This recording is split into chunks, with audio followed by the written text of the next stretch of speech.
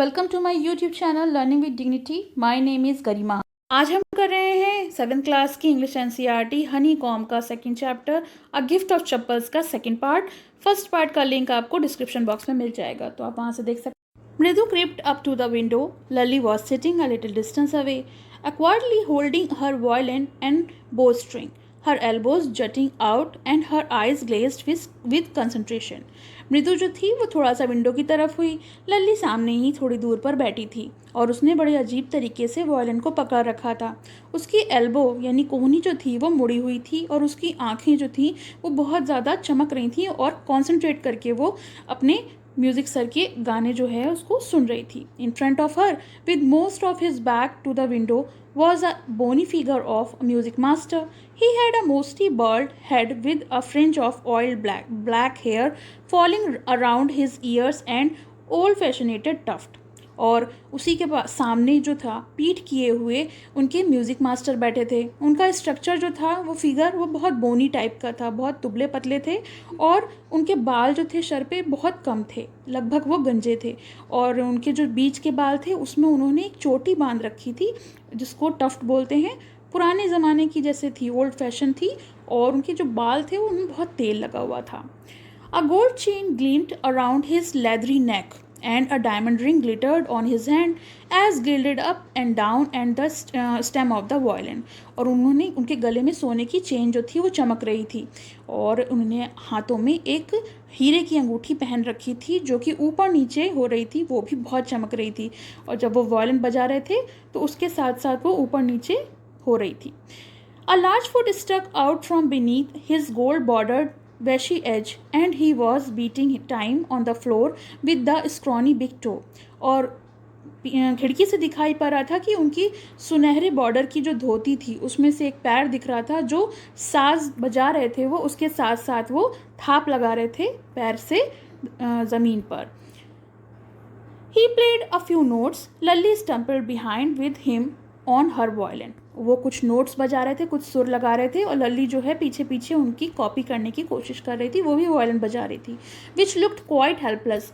और लेकिन लल्ली जो है वो कुछ अनहैप्पी और हेल्पलेस लग रही थी। ये देखिए पिक में वो बजा नहीं पा रही है तो बहुत अपने आप को हेल्पलेस महसूस कर रही है। What a difference! The music master's note seemed up to float up and the settle perfectly into the invisible track of the melody. कितना डिफरेंस है दोनों के म्यूज़िक में, नोट्स में, क्योंकि जो म्यूज़िक मास्टर हैं उनके जो नोट्स हैं वो बिल्कुल सुर में हैं और ऐसे बिल्कुल फ्लोट कर रहे हैं जैसे मानो कि कोई रेलवे ट्रैक पे ट्रेन चलती है smoothly. As Ravi said, Mridu stared at huge, bare-ringed hand moving effortlessly up the violin stem, making lovely music. और मृदु जो है वो बहुत एकटक होके देख रही थी कि जो उनकी रिंग पहने हुए, अंगूठी पहने हुए हाथ हैं वो एफर्टलेसली वायलिन स्टेम पर बज रहे हैं और कितना सुहावना म्यूजिक है। Squawk there was Lalli derailing again. और उसने कहा कि ये लो, लल्ली की जो गाड़ी है वो तो प्लेन से फिर उतर गई, यानी जो वो है वो बेसुरा गा रही है, बेसुरा बजा रही है। Amma came a wail from the gate, Amma ओ। और जैसे ये सब हो रहा था तो अम्मा ने गेट के पास से आवाज़ लगाई कि रवि इधर आओ। Ravi send that beggar away, cried his mother from the back of the verandah. और वरांडा के पीछे से माँ की आवाज़ आई कि रवि आओ इधर और ये जो भिखारी आया है इसको यहाँ से भगा दो। Where she was chatting with Tapi. और वो वहाँ पर वरांडा में अपनी सास से यानी दादी से बात कर रही थी। He has been coming here every day for the past week. ये पिछले एक हफ्ते से यहाँ पर आ रहा है और रोज़ आ रहा है। And it's time to found another house to beg from. और पाती ने एक्सप्लेन किया तापी को कि नहीं अब इसको दूसरा घर ढूंढ लेना चाहिए भीख मांगने के लिए। Mridu and Meena followed Ravi out. और जब रवि बाहर की तरफ जा रहा था तो मृदु और मीना ने उनका पीछा किया, मतलब उनके साथ साथ गए। The beggar was already in the garden making himself quite at home. जो बैगर था वो ऑलरेडी बागीचे में आ गया था और वो अपने आप को बिल्कुल घर जैसा महसूस करा रहा था। He had spread his upper cloth under the neem tree and was leaning against its trunk, apparently prepared to take a little snooze while he waited for Alms to appear go away. और ये जो है अपने जो शरीर पर एक गमछा पड़ा था अपर क्लॉथ, उसने उसको नीम के पेड़ के नीचे बिछाया और बिल्कुल ऐसे करने लगा जैसे कि वो अब यहाँ पर लेटकर सोएगा, आराम करेगा, और वो इंतज़ार कर रहा था कि अब कोई आएगा और उसको अल्म्स यानी भीख में कुछ देगा। Go away said Ravi sternly. Ravi आया और उसने बहुत स्टर्नली, बहुत कठोरता के साथ कहा, यहाँ से चले जाओ। My Paati says it's time you found another house to beg from. मेरी पाती ने कहा है कि अब तुम्हारा जो यहाँ का समय है पूरा हो गया, अब तुम दूसरे घर में जाके भीख मांगो। The beggar opened his eyes very wide and gazed at each of the children one by one. उस भिखारी ने अपनी आंखें खोल के देखा और वो एक एक करके तीनों बच्चों को देख रहा था। The ladies of the house, he said at last in a voice choked with feeling. उसने कहा, इस घर की जो लेडीज़ हैं उन्होंने ऐसा कहा। मुझे तो लगा कि वो बहुत काइंड सोल हैं, मतलब वो बहुत अच्छी हैं। I have kept my body and soul together on their generously for a whole week. उसने कहा, मैं तो एक हफ्ते से देख रहा हूँ और उनकी जनरसिटी जो है वो बहुत अच्छी है, मतलब वो बहुत जनरस नेचर की हैं। I can't believe that they would turn me away. और मुझे विश्वास नहीं हो रहा, मैं विश्वास नहीं कर सकता कि वो मुझसे मुंह फेर रही हैं। He raised his voice. उसने आवाज़ तेज करके बोली, अम्मा अम्मा ओ। Said his wail might be but it certainly was not feeble. It began a deep strong rumble somewhere in his withered belly and came booming out of his mouth with its few remaining teeth stained brown with beetle chewing. और उसके मुंह में पान चबाने के कुछ दाग थे, दांत जो थे वो बिल्कुल लाल थे। जब पान चबाते हैं तो मुंह में नहीं, मुंह लाल सा हो जाता है। और उसका पेट जो था वो खाली था, तो उसकी वजह से उसने तेज़ दुख भरी आवाज़ में आवाज़ लगाई कि मतलब अम्मा हो अम्मा, मतलब आज मुझे ऐसे क्यों यहाँ से भगा रही हो, क्यों जाने को कह रही हो। Ravi tell him there nothing left in kitchen call Rukmani. Rukmani ने कहा, रवि उससे बोल दो कि आज रसोई में अब कुछ नहीं बचा है खाने के देने के लिए। And he is not to come again, tell him that. और उससे ये भी कह दो कि वो यहाँ दोबारा ना आए। She sounded fed up. और उसकी जो साउंड थी, जो अम्मा की आवाज़ थी, वो बहुत त्रस्त हो जाने वाली थी, मतलब वो उससे दुखी हो गई थी। Ravi did not have to repeat it all to the beggar. Ravi को ये दोबारा नहीं बोलना पड़ा क्योंकि अम्मा ने इतनी तेज़ी से बोला था कि बैगर को ये सुनाई दे गया। What his mother said had been easy for them all to hear. और माँ ने इतनी तेज़ी से कहा था कि सबके लिए सुनना बहुत आसान था। There under the neem tree the beggar sat up and signed. जहाँ पर वो बैगर जो है बैठा था। I will go, he said wearily. और उसने कहा, अच्छा ठीक है मैं चला जाऊँगा। Only let me have a rest here under this tree. थोड़ी देर मुझे इस पेड़ के नीचे आराम कर लेने दो। The sun is too hot. जो सूरज है वो बहुत गर्म है और जो सड़क पे जो तार है वो बिल्कुल पिघल रहा है। मेरे पैर में पहले से ही ऑलरेडी ब्लिस्टर्ड छाले पड़े हुए हैं। और उसने ये कह के he stretch out his feet to show large pink peeling blister on the sole of his bare feet. और उसने अपने ये कह के नंगे पैर जो थे, खुले पैर जो थे, वो दिखाए कि देखो किस तरह से मेरे मवाद भरे हुए ब्लिस्टर छाले पड़ गए हैं पैर में। I suppose he doesn't have the money to buy chappals, Mridu whispered to Meena and Ravi. Mridu ने फुसफुसा कर मीना और रवि से कहा, मुझे लगता है शायद इसके पास पैसे नहीं है चप्पल खरीदने के। Have you got an old pair in the house somewhere? क्या तुमको तुम्हारे घर में कोई पुराना जोड़ा पड़ा है चप्पलों का? I don't know, Ravi said. Ravi ने कहा, नहीं मुझे तो नहीं पता। Mine are too small it to fit his feet and I did have given them to him. और उसने कहा, मेरे होते तो मैं दे देता, लेकिन मेरी जो चप्पल है उसके पैर में फिट नहीं होंगे। And his feet were larger than मृदु एंड मीनास टू। और वो मीना और मृदु के पैरों से भी उसके पैर जो थे वो बड़े थे। The beggar was shaking out his upper cloth and tightening his dhoti. Beggar जो था ये कह के उठ रहा था और उसने जो अपना गमछा था उसको झाड़ा और अपनी धोती को टाइट करने लगा। He raised his eyes looked fearful at the road gleaming in the afternoon heat. और उसने अपनी आंखें उठाईं और सड़क की तरफ बड़े भय से देखा कि अरे बाप रे, इतनी तेज गर्मी। बहुत दुखी होकर वो उसको देख रहा था। He need something on his feet, Meena said, her big eyes feeling it's not fair. लेकिन मीना ने कहा कि नहीं, इसको कुछ ज़रूरत है पैरों में पहनने के लिए। और उसकी आंखों में हल्की सी नमी आ गई थी, टीयर्स आ गए थे कि ये ठीक नहीं हो रहा है। रवि ने कहा, चुप रहो, I am thinking about it, मैं इसके बारे में सोच रहा हूँ। Blubbering, it is not fair, it is not fair, it is not going to help. और वो बड़बड़ा रही थी। In 2 minutes he will be frying his feet on that road. उसने कहा 2 मिनट में इसके पैर जो है ना भुन जाएंगे सड़क पर। What he needs is a pair of chappal, और इसे क्या ज़रूरत है, एक जोड़ा चप्पल ही तो चाहिए.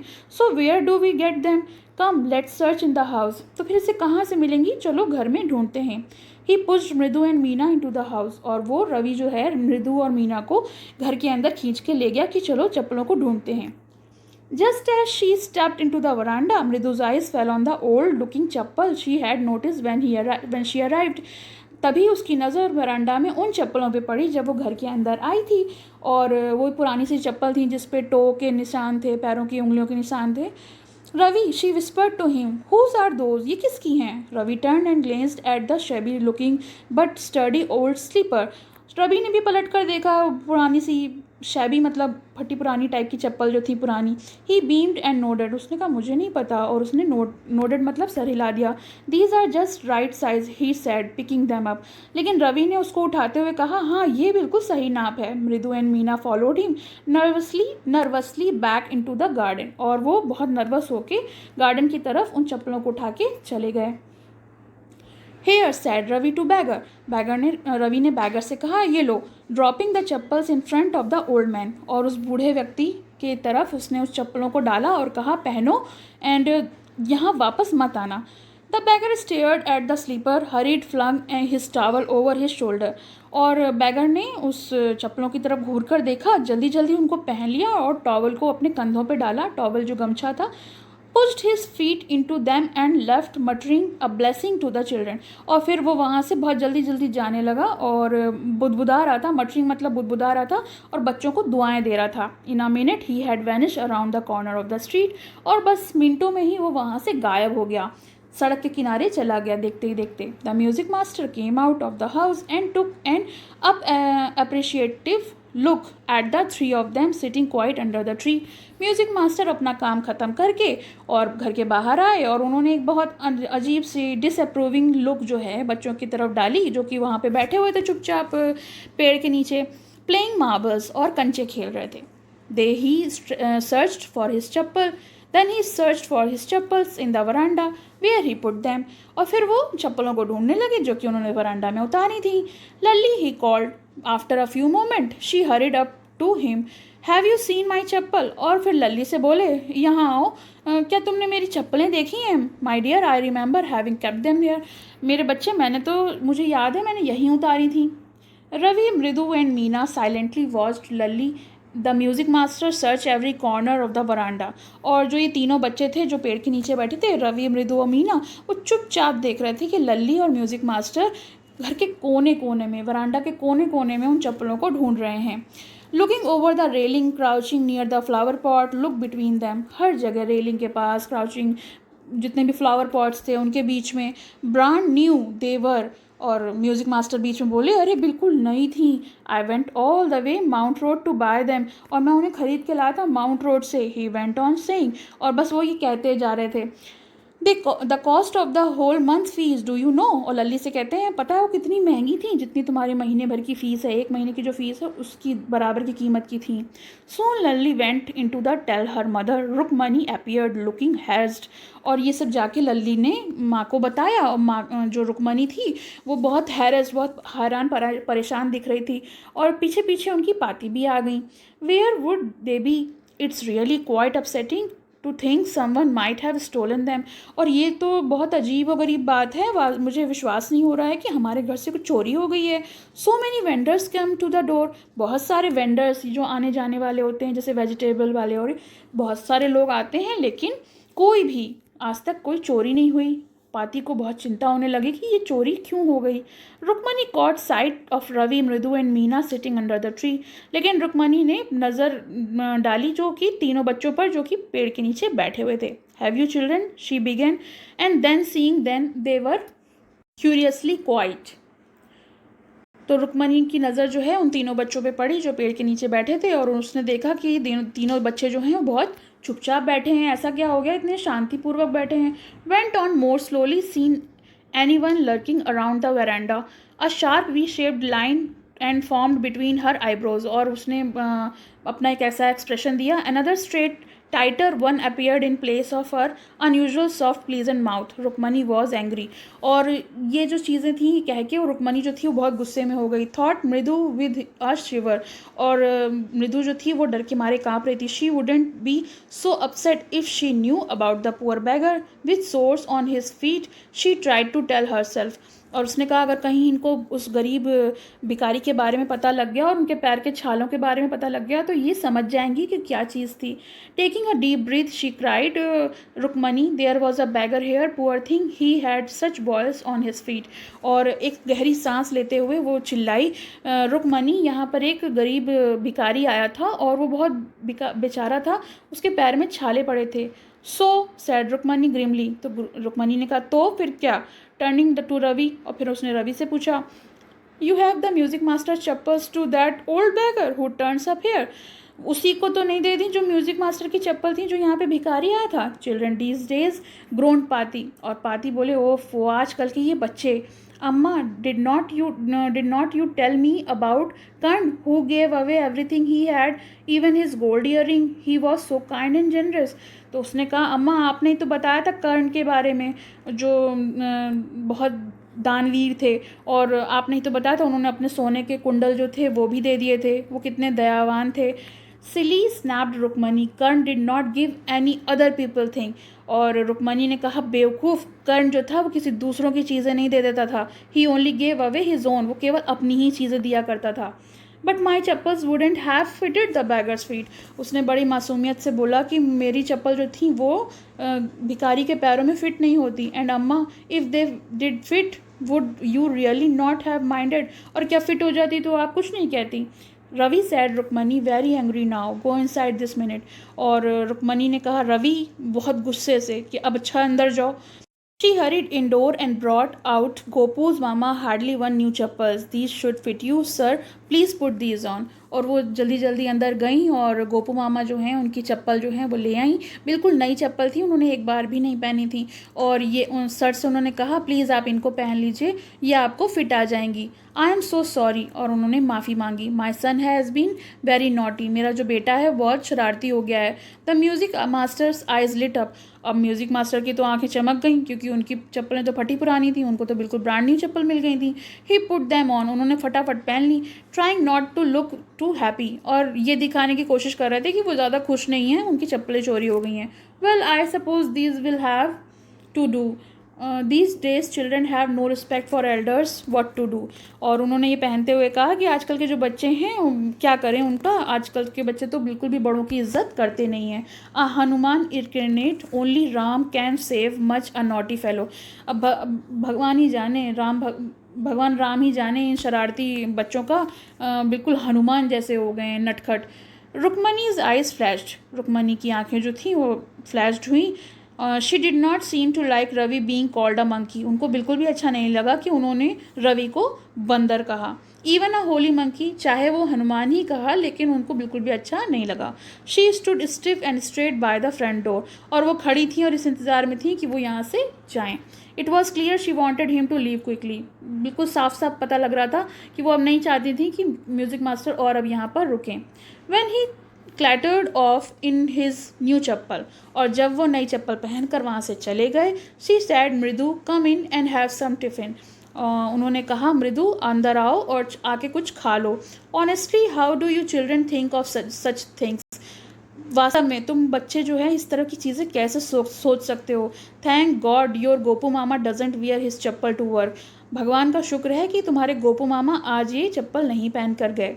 As she walk towards the kitchen with Mridu and Meena, she suddenly began to laugh. और जैसे ही वो किचन में यानी रसोई में जा रही थी मृदु और मीना के साथ, अचानक वो उन्होंने हंसना शुरू कर दिया। But he is always in such a hurry to throw off his shoes and socks and get into his chappals as soon as he comes home. और वो ये कह रही थी कि जैसे ही गोपू मामा घर आएंगे वो अपने जूते मोजे उतारेंगे और जल्दी जल्दी चप्पलों को ढूंढेंगे। और what's your mama going to say this evening when I tell him I gave his chappal to the music master. और पता नहीं वो क्या कहेंगे जब वो शाम को आएंगे, जब मैं उनको ये बताऊंगी कि मैंने उनकी चप्पल म्यूज़िक मास्टर को दे दी।